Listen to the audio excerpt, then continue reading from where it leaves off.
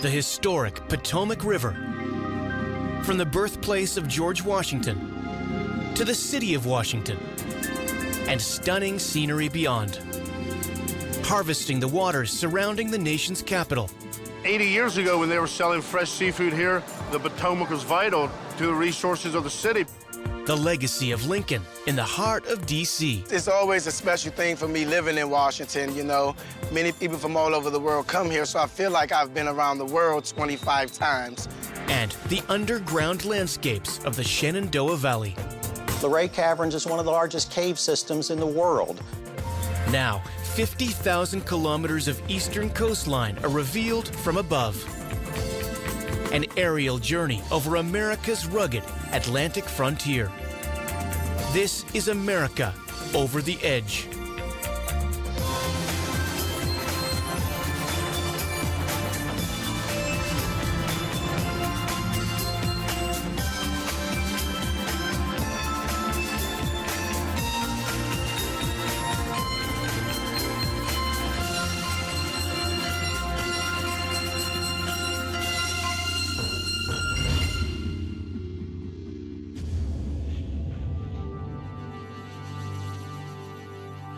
Heading south along the United States Atlantic coast, beyond the cities of New York and Philadelphia, we reach an historic waterway just off the Chesapeake Bay.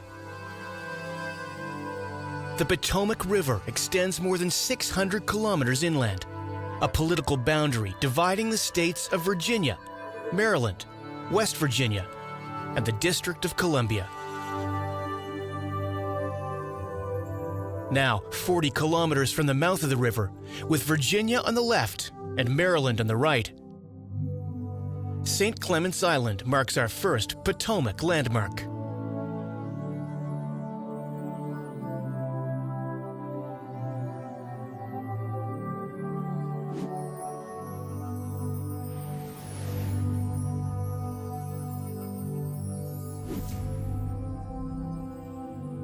St. Clement's Island is a Maryland state park, commemorating the landing of the state's first colonists. And from the air, we can appreciate the island's proximity to the sea. A welcome sight to those English settlers in 1634. The park is home to a recreation of the lighthouse that stood for more than a century, until it was destroyed by fire in 1956.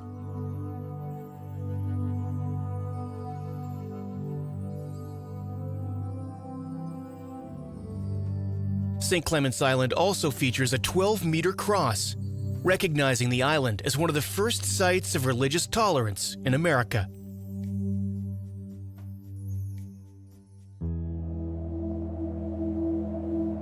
Continuing south and from high above, we get a rare perspective on one of the region's great natural features.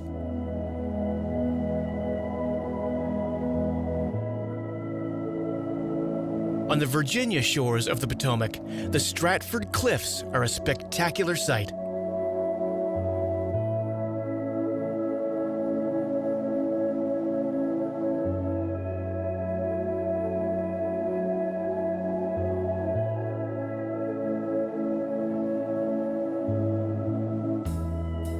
This escarpment extends 5 kilometers to the Horsehead Cliffs and Westmoreland State Park. The cliffs, rising nearly 50 meters, are a geological phenomenon, formed out of compacted material from the sea more than 10 million years ago, when this stretch of land was deep underwater.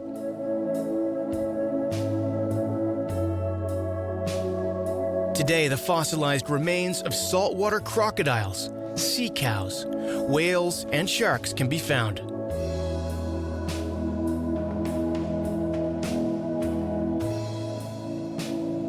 The Stratford Cliffs also mark the birthplace of Confederate Army General Robert E. Lee.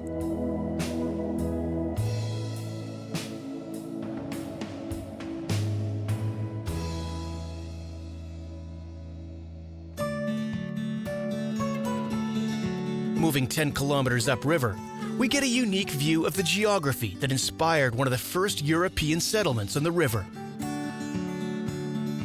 Colonial Beach was founded in 1650 by the great-great-grandfather of U.S. President James Monroe. He was drawn by the fertile lands lining the river and a sheltered inlet known today as Monroe Creek.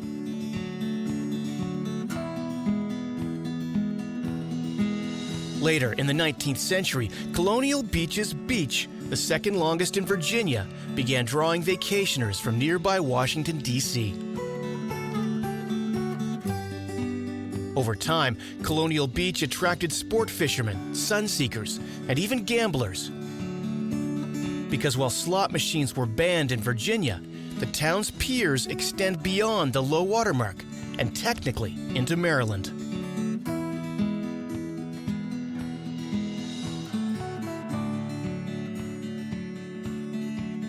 And Colonial Beach also holds a connection to another U.S. president.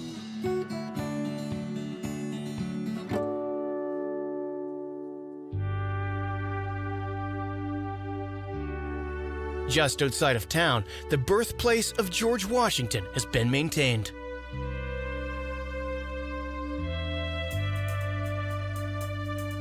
From the sky, we can imagine the massive tobacco plantation that once lined these shores, part of the Washington family estate dating back to the mid-1600s.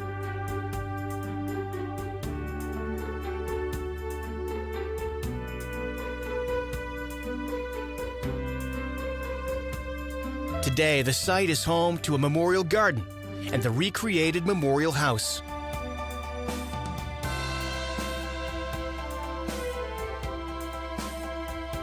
Bald eagles soar above the property.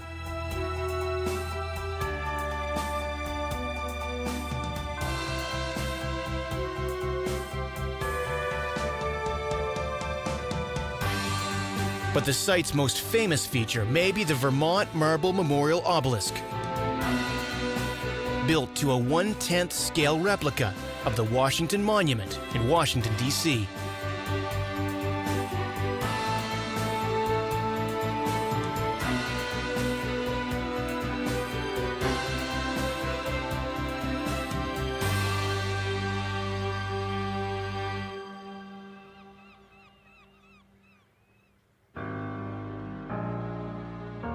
Further upriver, we continue tracing Virginia's Potomac shoreline.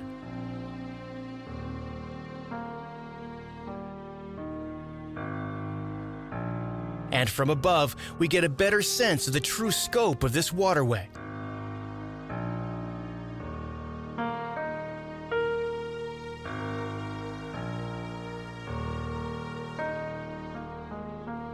The Potomac Basin covers 38,000 square kilometers, the fourth largest river system on the eastern seaboard.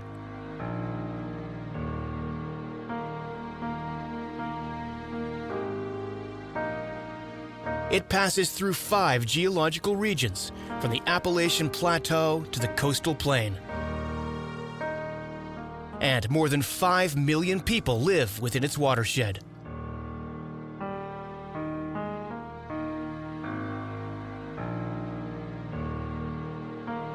With its history and proximity to the nation's capital, the Potomac has been called America's River.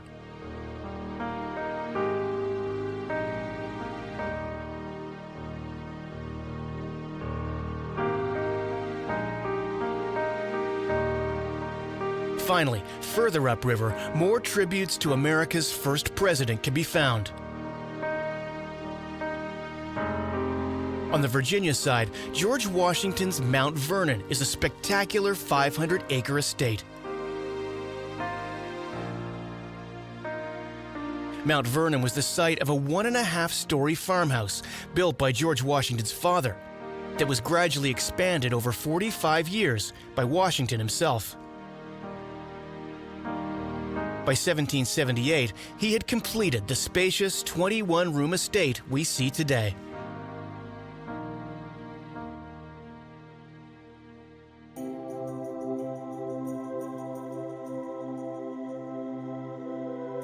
And on the Maryland side, Fort Washington has marked the site of a Potomac defense fortification since 1809.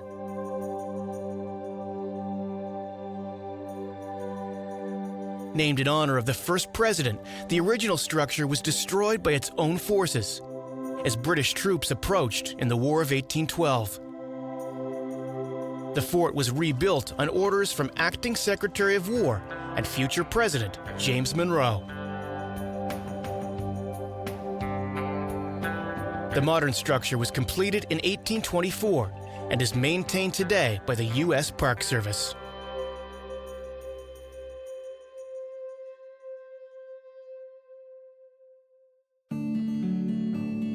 As we continue flying upriver, away from the Atlantic Ocean, the landscape begins to change.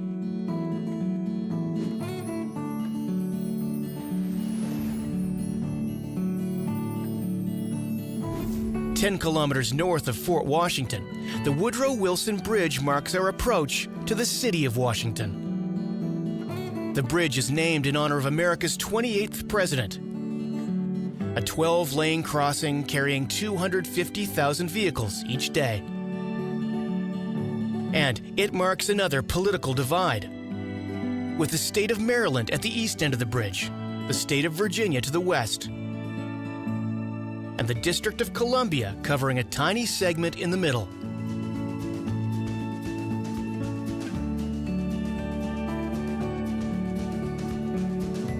The Woodrow Wilson Bridge is the only bridge in America to lie within 3 different jurisdictions.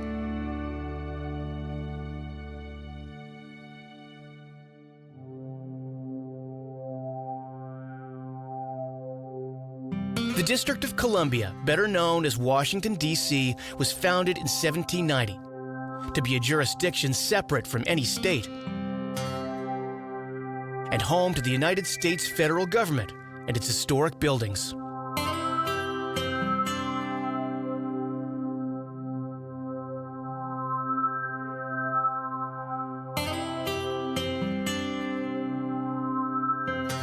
But here on the Potomac and the sheltered waters of the Washington Channel, the first D.C. landmark is found in much more humble surroundings. I think that's an interesting thing. This one piece will make 52 layers. Watch on mobile devices or the big screen, all for free. No subscription required.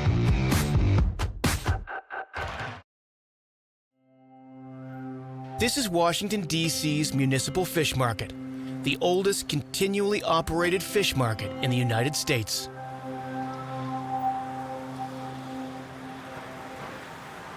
This place is unique because it's been selling fresh seafood here for over 200 years that they can trace back in history.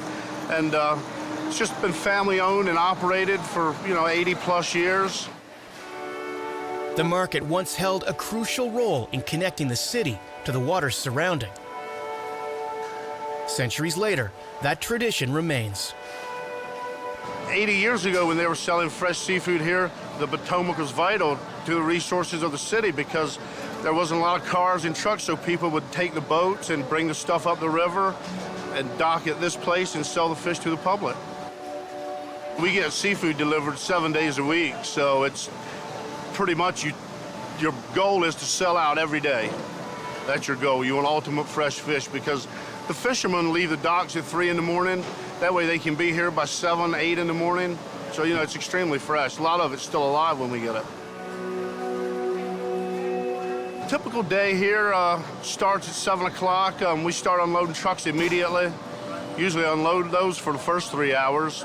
A few customers coming in between, but the main thing is here we're always ready to accommodate the customer no matter what's going on. A quick glance at the Jesse Taylor storefront shows a vast collection of seafood. Some is imported from all over North America. Some comes from the Chesapeake Bay, and some is caught right here in the Potomac. We have perch that are caught local in Maryland. Spot are caught local in the Chesapeake Bay. These are croaker coming out of Chesapeake Bay. One of the most popular fishes produced anywhere, actually. one of the most widely eaten fish, I would say, in the world. We sell tons of them. These are actually catfish coming out of lower Potomac River, caught around Colonial Beach, Virginia. Actually, they're the blue Arkansas catfish, they call them. They swim up the bay. It's an excellent breed of catfish, really white meat. So very popular in this area as well, and very plentiful. But the most popular choice at the market is the crab, considered a kind of DC trademark. This is the Maryland Chesapeake Bay blue crab. It's really unique to this area because of the sweet flavor. And these are actually the male crabs. You can see the bottom is shaped like the Washington Monument. And like I said, they're extremely unique to this area because of the sweet, buttery flavor. And they're known worldwide, basically, and they are very unique to this area. And these are the females. On the bottom, it looks like the Capitol building, actually. See how the bottom is shaped like the United States Capitol? For Ryan Evans, Washington's municipal fish market holds a special place in the fabric of the city and in his own life. This place is special to me because it's a unique part of history. And I love to do it. I love to interact with the people. It's always changing. In Washington, D.C., you never know who you're going to meet. You never know what kind of people you're going to meet. My grandfather actually started the business. He would leave Smith Island on a boat named the Jesse Taylor, he and his brother, and they would stop at all the little fishing villages and come up the bay, up the Potomac, and up to D.C. and sell the fish. So it's a unique family tradition. My dad started doing that when he was like 12 or 13 years old. He remembers when they actually used to come up on the river, so it's unique. And it's just a piece of history in Washington, D.C. It's one of the last truly unique things left in Washington, D.C.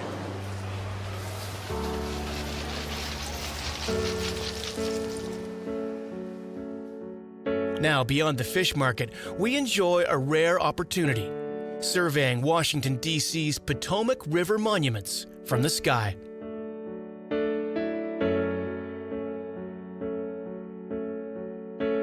The Jefferson Memorial is a neoclassical structure dedicated to the third U.S. president and the author of the Declaration of Independence. The building was completed in 1943, with the bronze statue of Jefferson just visible between the pillars, added in 1947. The monument to Thomas Jefferson features circular marble steps, a portico, and one of the most recognizable domes in the United States.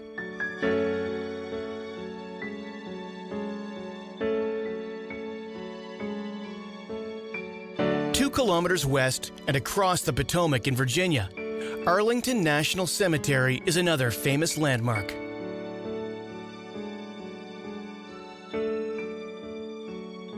Arlington Cemetery covers more than 600 acres and has been the final resting site for American soldiers since the Civil War.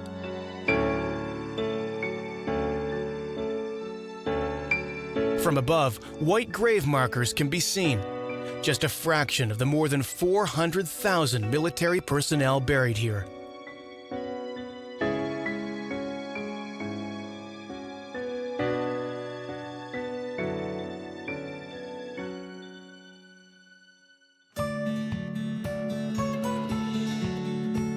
Back to the D.C. side of the river, the Kennedy Center for the Arts is the busiest performing arts center in America, hosting 2,000 performances annually.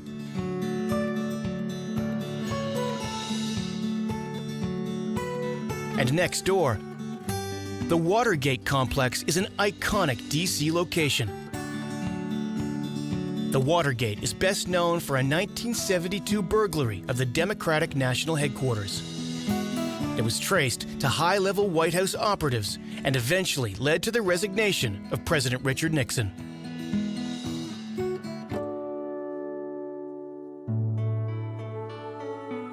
Further northwest, on a hill overlooking the Potomac, Georgetown University is the next stop on our tour. Georgetown was founded in 1789 and represents more than a century of efforts to establish a Catholic institute of higher learning. A vision that began with the first Maryland colonists that landed on St. Clement's Island.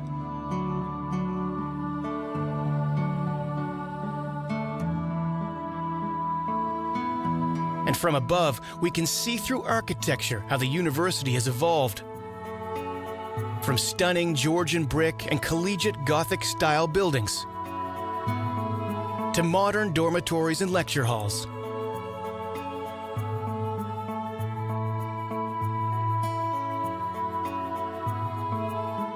The campus's most iconic structure is Healy Hall, a National Historic Landmark built in 1879.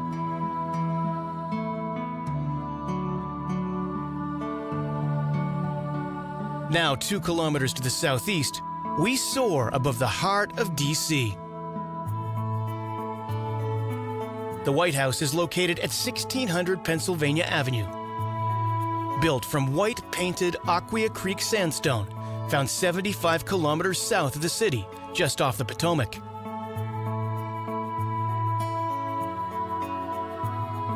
It is home to the sitting President of the United States, and its location is permanently linked to the presidents of the past, directly in line with the Jefferson Memorial to the south, and less than a kilometer from the Washington Monument.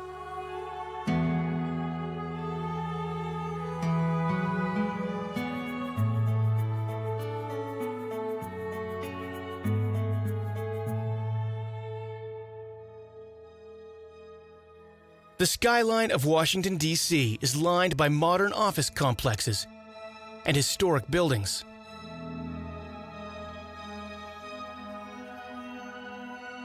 It is a planned city designed by French architect Pierre L'Enfant. L'Enfant proposed wide avenues extending out from rectangular intersections with open spaces for parks and landscaping.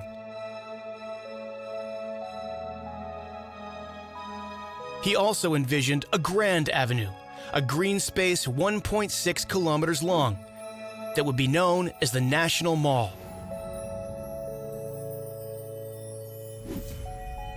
More than 200 years later, it remains one of the most historic plots of land in the world.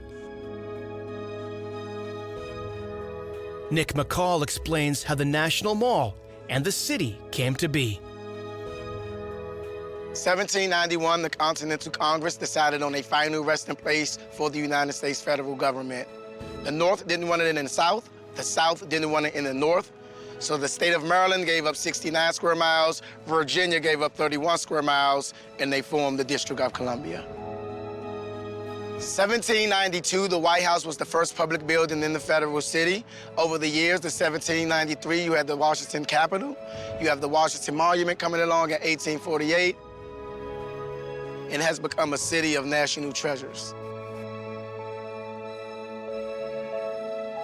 The National Mall came about by the Macmillan Commission. It was a part of Pierre-Charles L'Enfant, the French architect's plan of the city. He envisioned grand avenues and boulevards. And this is a place where millions of people come to appreciate our nation's history and understand that freedom and equality is very important in today's society.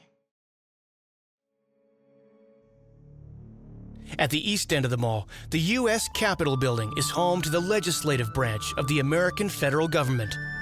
Like many monuments in Washington, it is built in a neoclassical style and is one of the oldest buildings in the city. It even marks the starting point for Washington's street numbering system.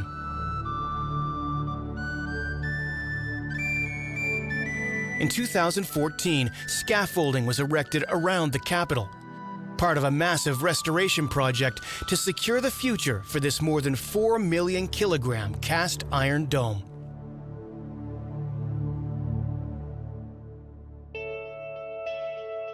Next, to the west, the National Mall's central feature is the Washington Monument.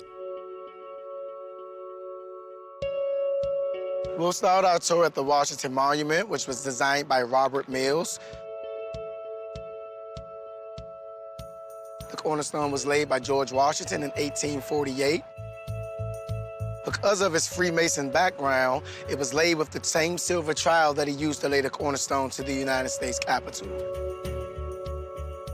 For the first couple of years, the stone came from the state of Maryland, the marble, but at the 150-foot mark, you can see that it's two different colors. They actually had to stop construction for 25 years due to lack of funds, also the outbreak of the American Civil War.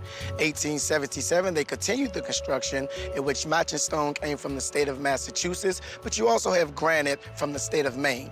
It opened up to the public in the year 1888. It is 555 feet tall. Now, I want to correct that because it sinks a quarter centimeter every year, and if you look it up today, it's 554 feet tall. The flags around the base that you see are for the 50 states.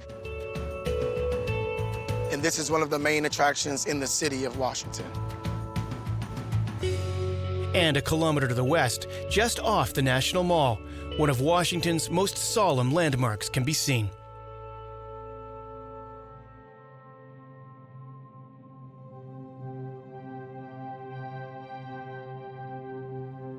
As we've headed halfway down the National Mall, we've come to the Vietnam Veterans Memorial.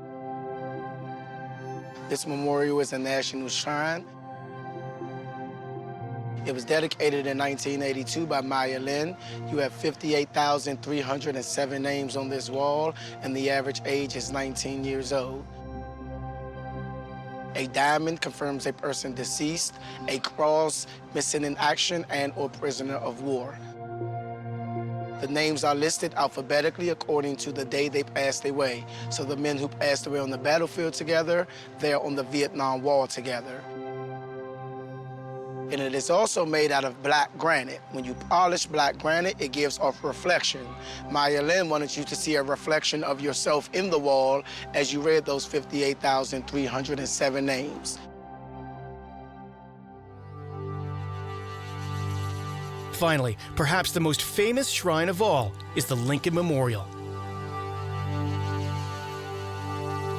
And last but not least, the most visited memorial in the city, the Abraham Lincoln Memorial, dedicated in 1922, made out of Indiana limestone and Colorado Yule marble. Henry Bacon was the architect, and you actually have 48 state seals at the very top, 36 state seals below it, which are for the 36 original states during Lincoln's presidency. Abraham Lincoln sits inside, 19 feet tall, made out of 28 pieces of white Georgia marble. Daniel Chester French was the sculptor. This is also the site where Reverend Dr. Martin Luther King Jr. delivered the famous I Have a Dream speech, August 28, 1963, in front of 200,000 people. Nick McCall says while the monuments of the National Mall have become embedded in the fabric of the city and an everyday sight for residents, their importance should not be forgotten. It's always a special thing for me living in Washington, you know.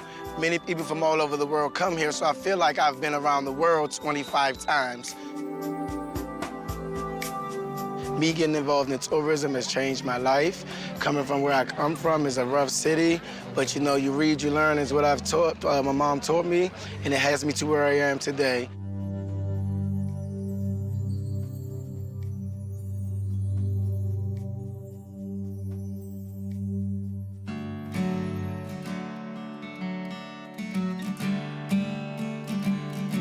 As we fly beyond Washington, D.C., soaring above the world-famous Virginia landscape, another historic river comes into view. The Rappahannock River is a pristine waterway extending more than 300 kilometers across the northern portion of Virginia.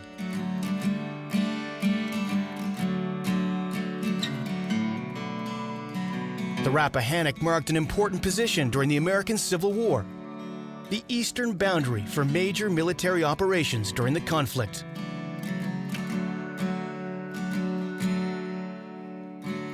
From above, we can imagine Union soldiers struggling to cross these wide waters and advancing to the south.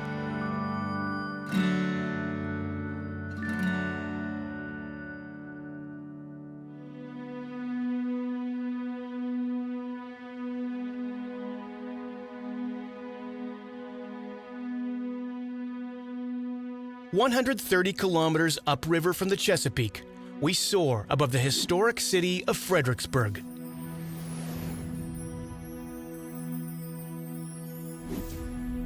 While much of the cityscape is marked by modern architecture, Civil War-era structures can still be seen on Fredericksburg's original street grid, including Monroe Hall, the Mary Washington House, and St. George's Episcopal Church, established in 1720. Like the Rappahannock River, Fredericksburg was a key location in the Civil War, built roughly halfway between Washington, D.C. and Richmond, Virginia, the Union and Confederate capitals.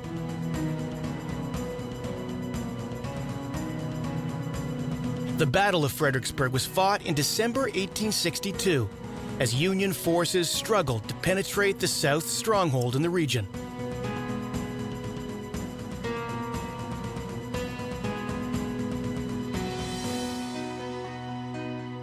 After 5 days trying to cross the Rappahannock River, Union forces withdrew.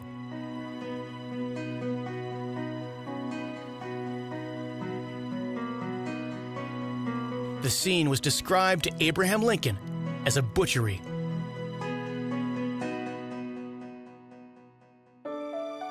Now, continuing west on Route 3, we approach a monument that brings Virginia's role in the Civil War to life.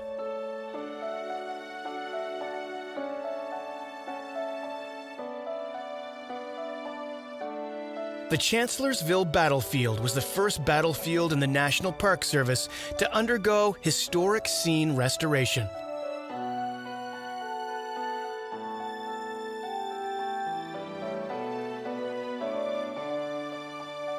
From above, we get an excellent perspective on this bloody 7-day battle, won by the South, that claimed more than 3,000 lives.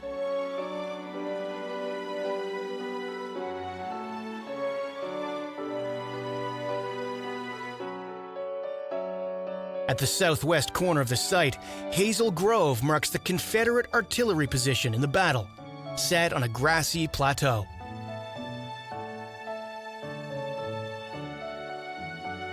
From here, Southern forces stared down a kilometer-long corridor to a site known as Fairview. Fairview was the original location of the Chancellor family home, after whom the site was named.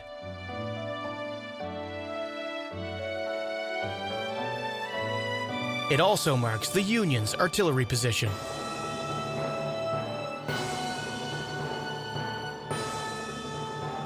Amazingly, like Hazel Grove, most of the gun emplacements from this historic battle have been preserved.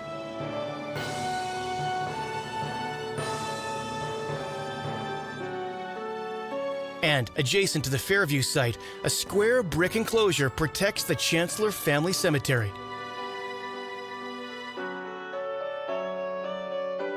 25 headstones lie here, the earliest dating back to 1812.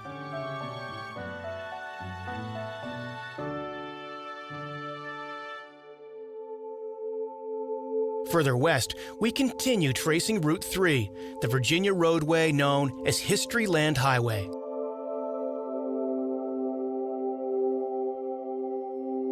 Here, we pass vast tracts of farmland, much of it dating to the Civil War era and beyond, when early settlers produced corn, wheat, and tobacco.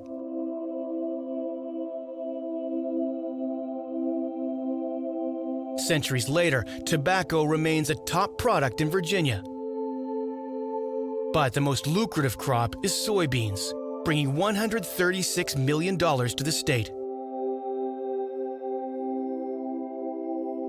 In total, agriculture provides 357,000 jobs, the largest industry in Virginia. And here in Culpeper County, that fact can be clearly seen from the sky.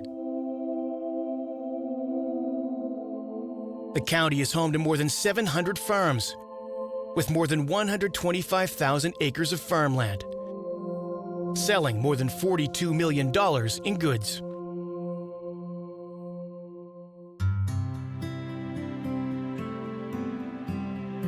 Now 40 kilometers northwest of Chancellorsville, we reach the city of Culpeper. Culpeper is home to more than 16,000 people, with a history dating back to the 18th century.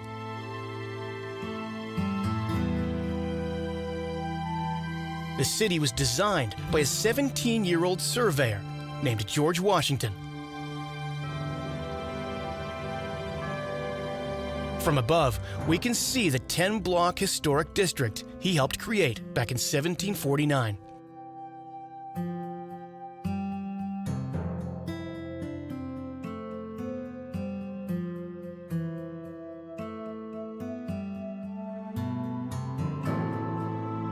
And at the east end of downtown, the Culpeper National Cemetery is a key part of the region's history. While Chancellorsville has preserved its Civil War battlefields, Culpeper marks the final resting place for the soldiers who fought in those battles.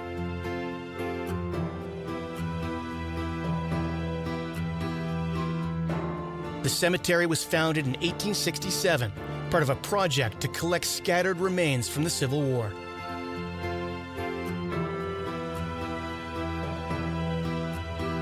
"150 years later, 11,000 soldiers have been buried here.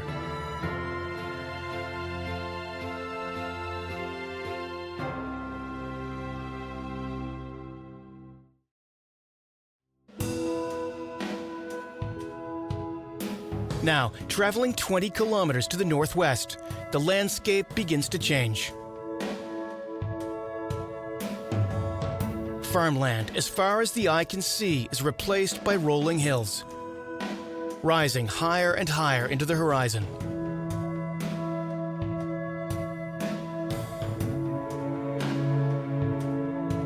This is Shenandoah National Park.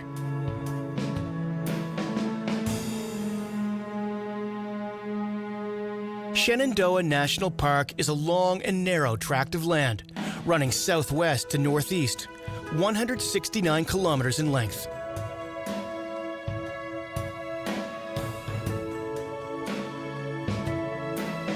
From above, we can experience the remoteness of this region. With 40% of the park's 800 square kilometers designated as protected territory.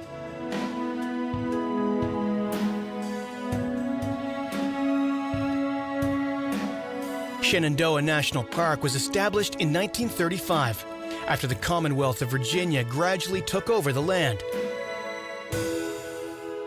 then handed it to the U.S. federal government for park designation.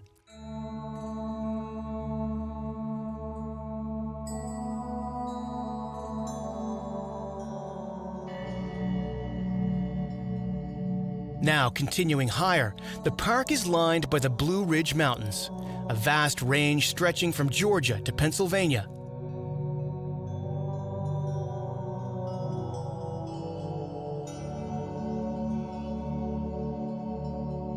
From above, we can see how these mountains got their name, famous for their bluish tint.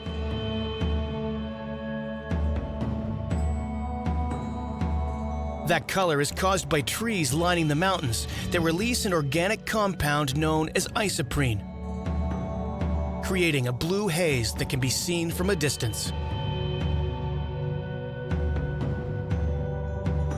And in contrast to the coastal plain to the east, more than 100 peaks rise more than 1.5 kilometers high, with the highest peak, North Carolina's Mount Mitchell, rising more than 2 kilometers.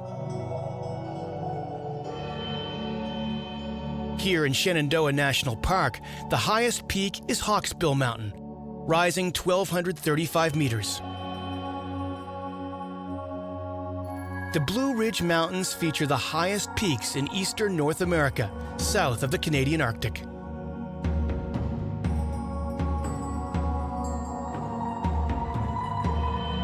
Now, at the height of the Shenandoah Mountains, one sign of civilization can be seen below. This is Skyline Drive, one of the most scenic roadways in America.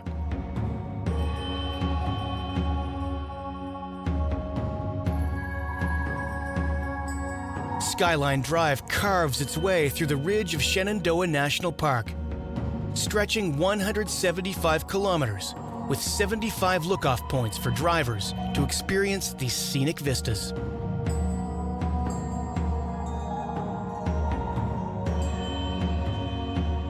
And Skyline Drive leads to another Virginia natural wonder.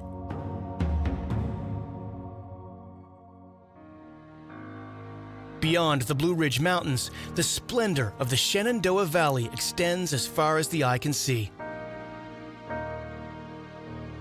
The Shenandoah Valley separates the Blue Ridge Mountains from the Appalachian Mountains to the west.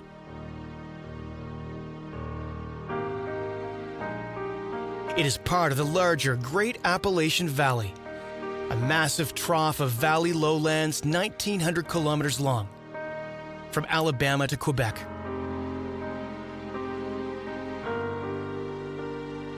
And here, surrounded by remarkable soaring landscapes, the town of Luray boasts one of Northern Virginia's top attractions. But it can't be seen from the air. The Luray Caverns are home to an amazing collection of underground landscapes, mirroring the wonders above.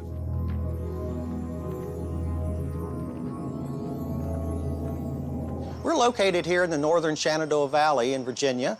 Luray Caverns is one of the largest cave systems in the world. It was discovered in 1878 by two local geologists actually searching for caverns in this very limestone-laden area. Luray Caverns is a solution cave. It was formed by seepage of water into the limestone earth, and over 400 million years, this huge limestone chamber was formed. It's at that time that all of the stalactites and stalagmites began forming beneath the surface of the earth. The Luray Caverns are the most visited caves in America, with tourists from 45 countries coming to experience this adventure each year. As visitors enter the caverns, they're amazed at the gigantic size of the rooms beneath the earth. Huge chambers laden with stalactites. We've been designated by the Department of Interior here in the United States as a U.S. natural landmark. And after one steep flight of stairs underground, the tour begins. We're into the first room of the caverns, this wonderland in stone, and we're beginning to see the stalactites and stalagmites that have formed due to the seepage of water through the Earth's surface. Just a few meters away, the cavern expands to reveal soaring heights and the first landmark feature. We've now moved into the main body of the caverns, where the rooms are larger and the formations more massive, the ceilings higher. We're standing in front of Saracen's Tent. It's one of the most perfectly formed drapery structures in the world. These stalactites take the form of drapes as water seeps down the sides of the rock instead of through the middle. As a result, they are incredibly thin. The rocks appear to have been hand-folded, and inside you can actually see some of the thin drapery formations that are translucent. Next on the tour, an age-old rock structure whose time had come. This is a good example of the timelessness of Luray Caverns. This stalactite at one time was attached to the ceiling above. It fell during a major earth disturbance. It weighs over 70 tons. We know that stalactites form at the rate of a cubic inch every 120 years. By estimating the age of the growth on the end of the stalactite, we can determine that it fell around 7,000 years ago. Further underground, one of the more popular features at the Luray Caverns is Giant's Hall. We're now standing in Giant's Hall, the largest room in the caverns. It's a great example before us, the double column of the stalactite and stalagmite. Stalactites are formed from the ceiling down, and you can notice the fluted structure of the stalactite as it grew down into the floor. On the other side, a stalagmite grew from the floor up to the ceiling, and you can see it forms in mounds or ridges on its way up. This is also a good place to mention the colors in the caverns. All of the colors are natural. They're formed by the minerals that are collected in the water as it comes into the caverns. The reddish color comes from iron, the gray is manganese, and the white is pure calcite. In 1881, the Smithsonian Institution actually sent a team of scientists here to explore the caverns and record their findings. They made the statement at that time that they were aware of no other caverns in the world that had more stalactites and stalagmites than that of Luray. Finally, the most unique feature of the caverns can be found in a large open area with the soothing sounds of one of the world's only underground natural instruments. We finally reached one of the most popular spots in the caverns. We're standing in the cathedral room. It's home to the great stalacpipe organ, the world's largest musical instrument. When a key is pressed on the keyboard, it triggers a tiny mallet that's attached to the stalactites. The stalactites cover an area of 3 1/2 acres around this room. When the stalactite is tapped, it gives off a musical tone.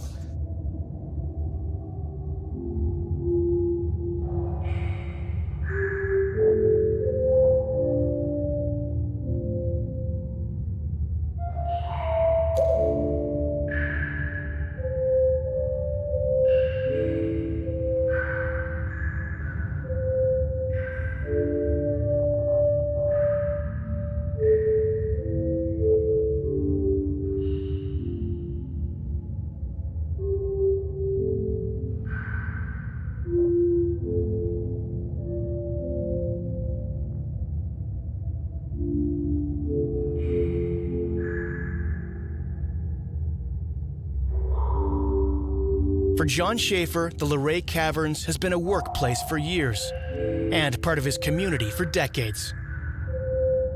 But after all this time, it remains a special place. I remember my first time at Luray Caverns. It was actually in the 5th grade. You know, having been through the caverns so many times is still amazing. It really is. I can still remember that instance. I can still go in the caverns and with the vast rooms look in different directions, and believe it or not, you can see things that you don't ever recall having seen before.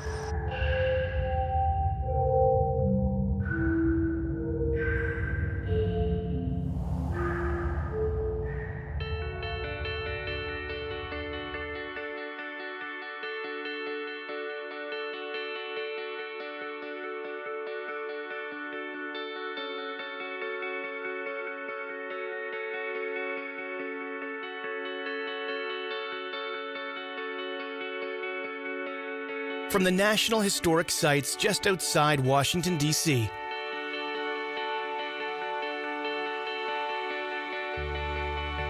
to the incredible cityscape of the District of Columbia,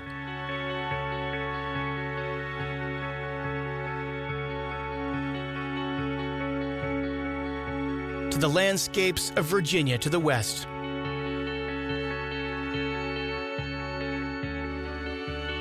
the Potomac River region is an incredible adventure.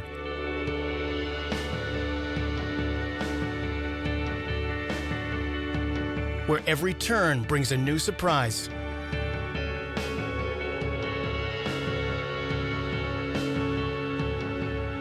And from the skies, we see how the region's history came to be.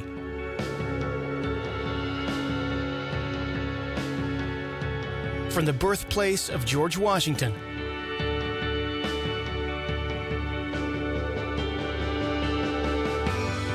to commerce in the Potomac that helped support a growing city,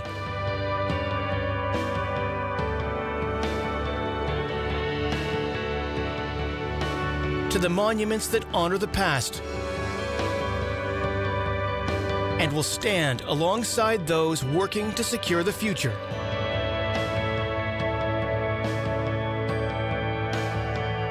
Here on the edge of America.